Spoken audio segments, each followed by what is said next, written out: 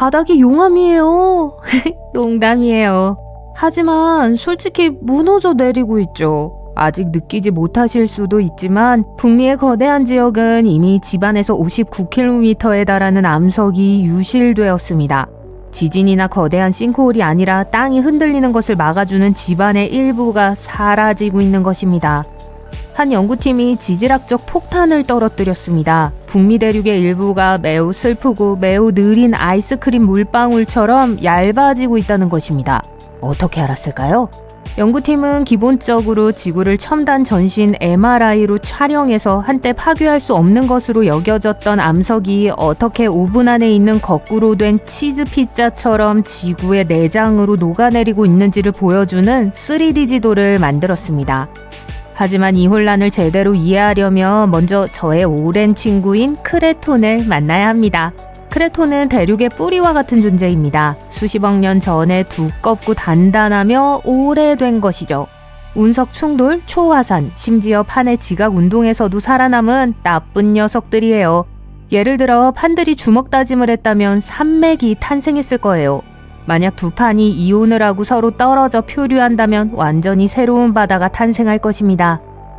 이 모든 것들은 지구 표면에 상처를 남기지만 크레톤은 지질학의 바퀴벌레처럼 항상 당황하지 않은 것처럼 보였습니다.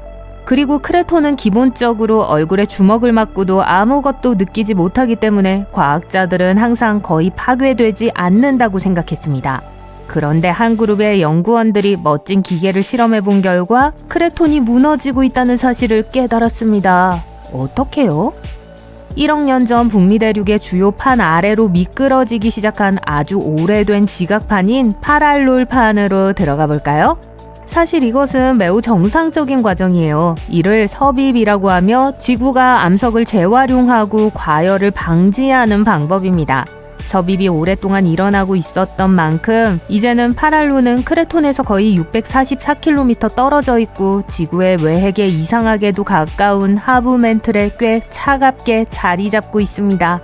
하지만 파랄로는 마치 이사를 나간 룸메이트가 냉장고에 이상한 물건을 계속 남겨두는 것처럼 문제를 일으키고 있습니다.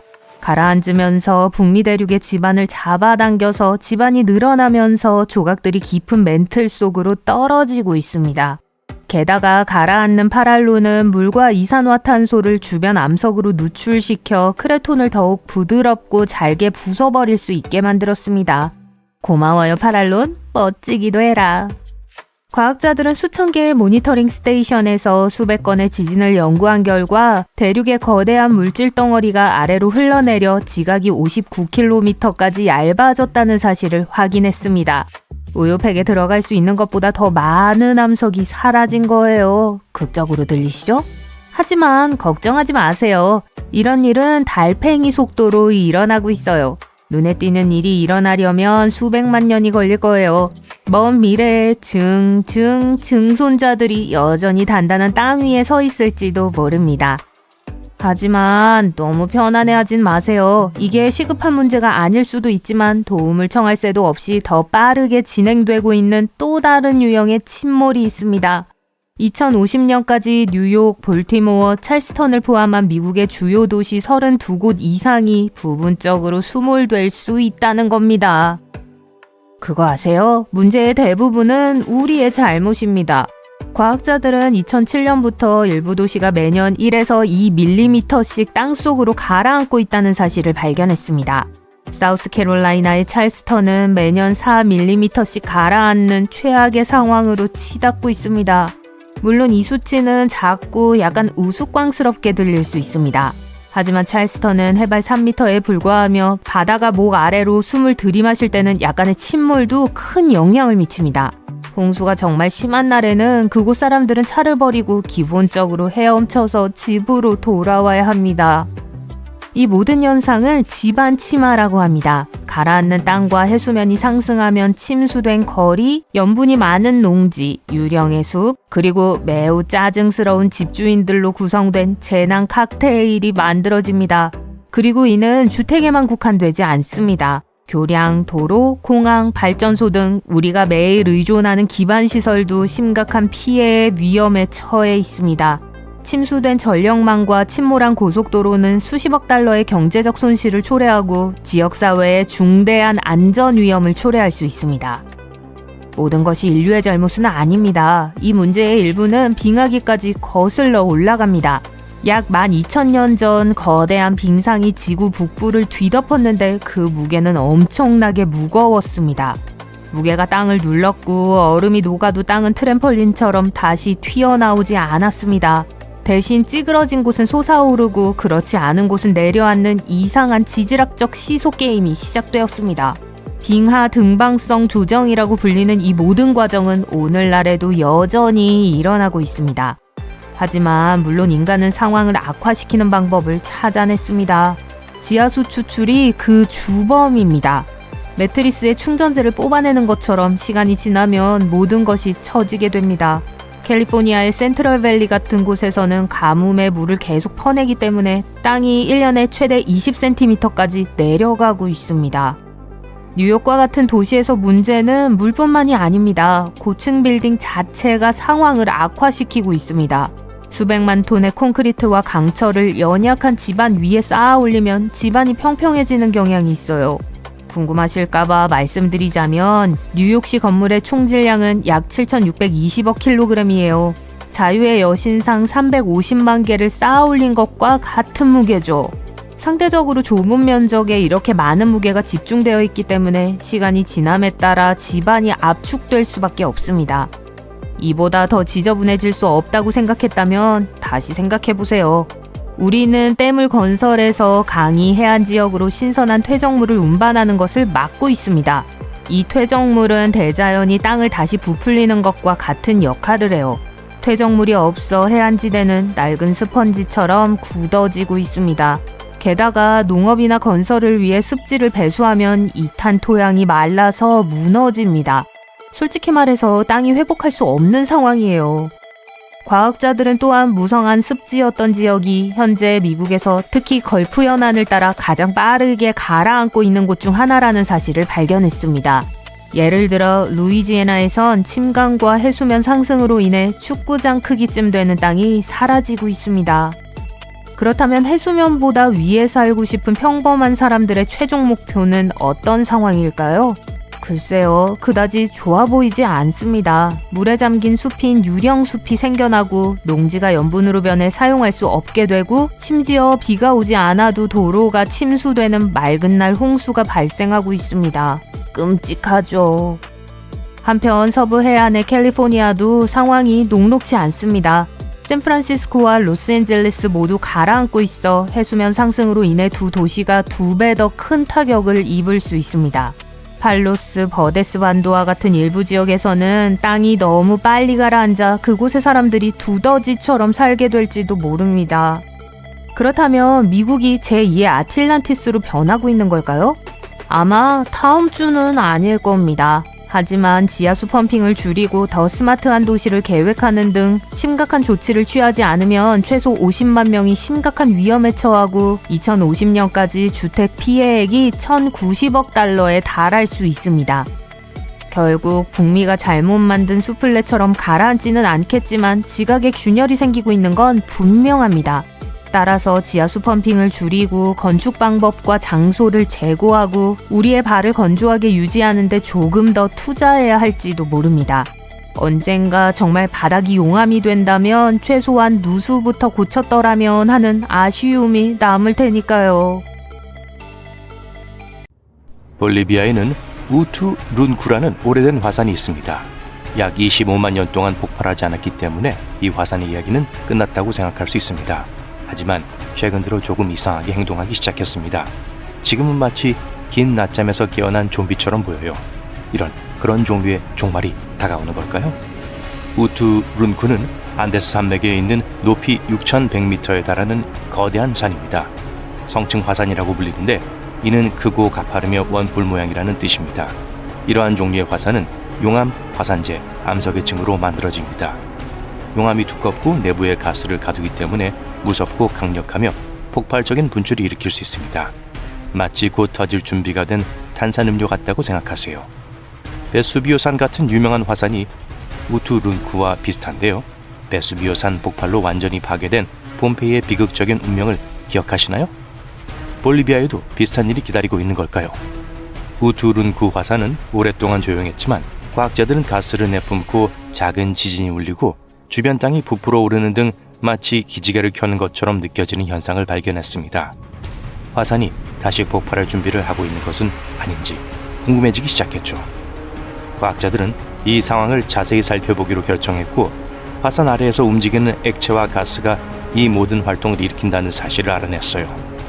화산이 반드시 폭발할 것이라는 의미는 아니지만 화산이 여전히 살아있는 것처럼 보이는 이유를 설명하는 데는 도움이 됩니다. 자세히 알아봅시다. 1990년대부터 과학자들은 위성과 GPS를 사용해서 우투룬쿠 화산 주변의 지형을 감시해왔습니다. 어느 순간 그들은 이상한 점을 발견했어요. 마치 중절모처럼 땅이 가운데는 솟아오르고 가장자리 주변은 가라앉았다는 것이었죠. 중간 부분은 적어도 50년 동안 1년에 약 1cm씩 천천히 올라가고 있습니다. 별것 아닌 것 같기도 한데 잠시만요. 이 이상한 모양과 함께 많은 작은 지진과 이산화탄소와 같은 가스가 화산에서 나오는 것을 보고 과학자들은 산 아래에서 거대한 마그마 덩어리가 자라고 있을지도 모른다고 생각하게 됐어요. 만약 이것이 사실이라면 화산이 폭발할 준비를 하고 있다는 무서운 의미일 수 있습니다. 우투룬쿠는 알티플라노프나 마그마 바디 APMB라고 불리는 거대한 지하 마그마 웅덩이 위에 자리 잡고 있어요.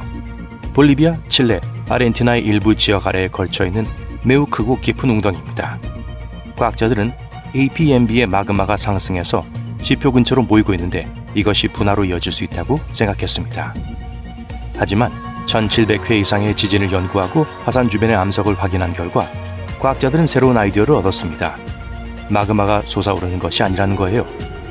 대신 뜨거운 유체와 가스가 굴뚝처럼 생긴 좁은 길을 통해 APMB에서 위로 올라오고 있습니다. 증기와 이산화탄소 같은 가스는 화산 정상 아래에 갇힐 수 있고 소금물인 염수는 암석의 작은 균열로 옆으로 퍼져나갈 수 있습니다. 이렇게 움직이는 가스와 물은 마그마가 지표면에 가까이 다가가지 않아도 지반의 상승과 하강을 일으키고 작은 지진을 일으킬 수 있습니다. 좋은 소식은 우투룬쿠 화산이 폭발할 가능성은 낮다는 것입니다. 만약 화산이 폭발한다면 인근 지역 사회에 심각한 피해를 입히고 심지어 인명에도 위협이 될 수 있습니다.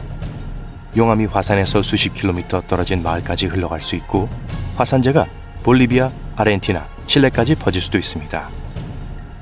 다행히도 화산이 여전히 살아서 울부짖고 있지만 과학자들이 생각했던 것만큼 위험하지는 않다고 합니다.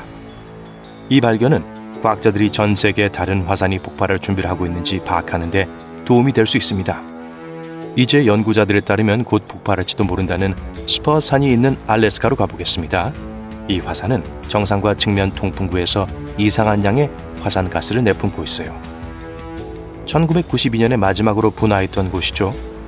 다시 분화하면 근처를 비행하는 비행기에 문제를 일으킬 수 있고 하늘에서 화산재가 떨어질 수도 있습니다. 화산 근처에 사람이 살지 않아 현재로서는 안전하다는 것이 다행입니다. 스퍼 화산은 그다지 위험하지 않지만 전 세계에는 정말 파괴적인 화산도 있어요. 그중 하나가 나폴리시 근처에 있는 거대한 화산계인 캠피 플레그레입니다. 하나의 큰 산 대신 24개의 분화구가 이 지역 전역에 퍼져 있습니다. 1538년에 마지막으로 분화했지만 가장 큰 분화는 약 4만 년 전에 일어났습니다. 이 폭발로 인해 지중해 지역 전체가 화산재로 뒤덮였고 동유럽의 기온이 최대 9도까지 떨어지면서 매우 추운 화산성 겨울을 보냈습니다. 오늘 캠피 플레그레이 화산이 다시 폭발한다면 매우 위험할 수 있습니다. 나폴리와 인근 지역을 화산재로 덮고 지진과 산사태를 일으키며 대기오염과 산성비를 일으킬 수 있습니다. 특히 2025년 3월에 규모 4.4의 지진이 이 지역을 뒤흔든 이후 과학자들은 이를 주시하고 있습니다. 좋은 소식은 현재 마그마가 지표로 솟아오르고 있다는 징후가 없어 곧 폭발이 일어날 것으로 예상되지는 않는다는 것입니다. 하지만 이탈리아는 화산 활동이 활발하기 때문에 전문가들은 계속해서 주의 깊게 지켜보고 있습니다.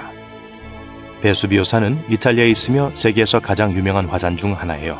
기원전 79년 로마의 도시 폼페이와 헤르콜라네움이 매몰된 대규모 폭발로 유명합니다. 화산이 마지막으로 폭발한 것은 1944년입니다. 오늘날 베수비오 화산은 근처에 300만 명이 넘는 사람들이 살고 있기 때문에 더욱 위험합니다. 약 70만 명의 사람들이 화산 경사면에서 불법으로 거주하고 있어 더욱 위험에 처해 있습니다. 화산이 다시 폭발하면 시속 160km에 가까운 속도로 암석과 화산재가 공중으로 날아가 나폴리가 전멸할 수 있을 정도로 큰 파괴를 일으킬 수 있습니다.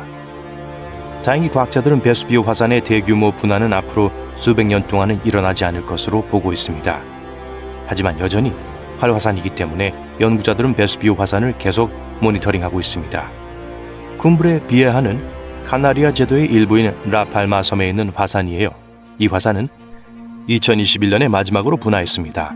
분화 당시 화산에서 용암이 쏟아져 바닥까지 흘러내렸습니다.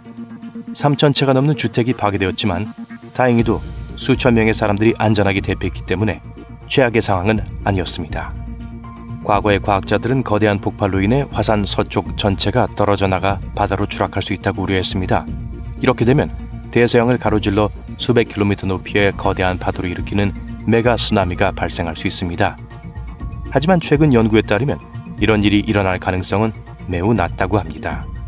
세인트 헬렌스 산은 미국 워싱턴주에 있는 화산입니다. 1980년 5월에 대규모 분화가 발생하여 57명의 목숨을 앗아갔습니다. 이 분화는 또한 기록상 가장 큰 산사태를 일으켰습니다. 화산에서 뜨겁고 고압의 마그마가 폭발하면서 화산재가 24km 상공으로 분출되었습니다. 화산재가 거대한 지역을 뒤덮었고 약 595제곱킬로미터의 땅이 파괴되었습니다. 세인트 헬렌스 산은 여전히 활화산이며 언젠가 어쩌면 우리 생전에 다시 폭발할 것으로 예상됩니다. 하지만 전문가들은 현재 정상이 형성된 깊은 분화구 덕분에 1980년대와 같은 거대한 측면 폭발은 일어나지 않을 것이라고 말합니다. 화산이 폭발하는 방식이 달라질 거예요. 포포카테페틀은 멕시코에 있는 큰 활화산이에요. 2000년대 초반부터 천천히 분화하기 시작했습니다. 약 2200만 명의 인구가 거주하는 멕시코시티 대도시에서 불과 64km 떨어져 있어 많은 사람들에게 매우 가깝습니다.